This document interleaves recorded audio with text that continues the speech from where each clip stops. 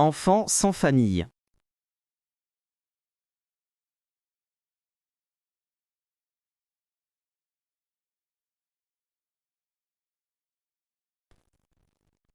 Je suis un enfant trouvé.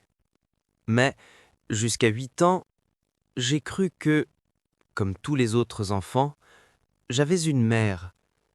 Car, lorsque je pleurais, il y avait une femme qui me serrait si doucement dans ses bras en me berçant que mes larmes s'arrêtaient de couler.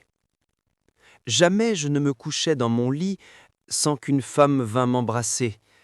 Et, quand le vent de décembre collait la neige contre les vitres blanchies, elle me prenait les pieds entre ses deux mains et elle restait à me les réchauffer en me chantant une chanson dont je retrouve encore dans ma mémoire l'air et quelques paroles.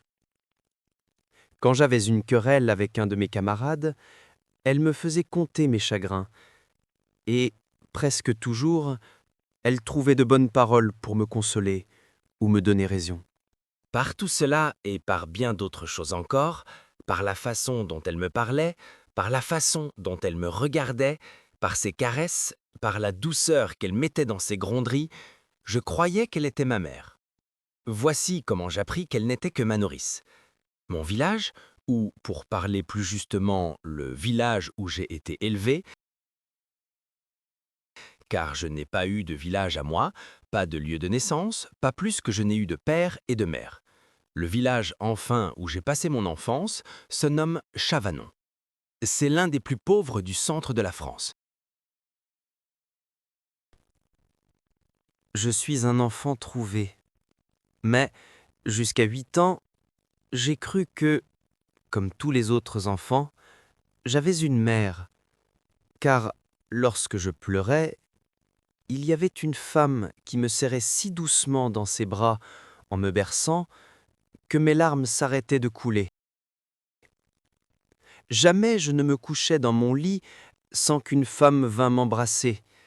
Et, quand le vent de décembre collait la neige contre les vitres blanchies, elle me prenait les pieds entre ses deux mains et elle restait à me les réchauffer en me chantant une chanson dont je retrouve encore dans ma mémoire l'air et quelques paroles.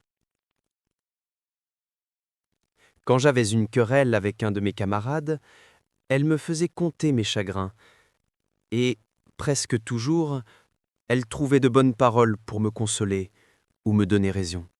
Par tout cela et par bien d'autres choses encore, par la façon dont elle me parlait, par la façon dont elle me regardait, par ses caresses, par la douceur qu'elle mettait dans ses gronderies, je croyais qu'elle était ma mère. Voici comment j'appris qu'elle n'était que ma nourrice. Mon village, ou pour parler plus justement le village où j'ai été élevé, car je n'ai pas eu de village à moi, pas de lieu de naissance, pas plus que je n'ai eu de père et de mère. Le village enfin où j'ai passé mon enfance se nomme Chavanon. C'est l'un des plus pauvres du centre de la France.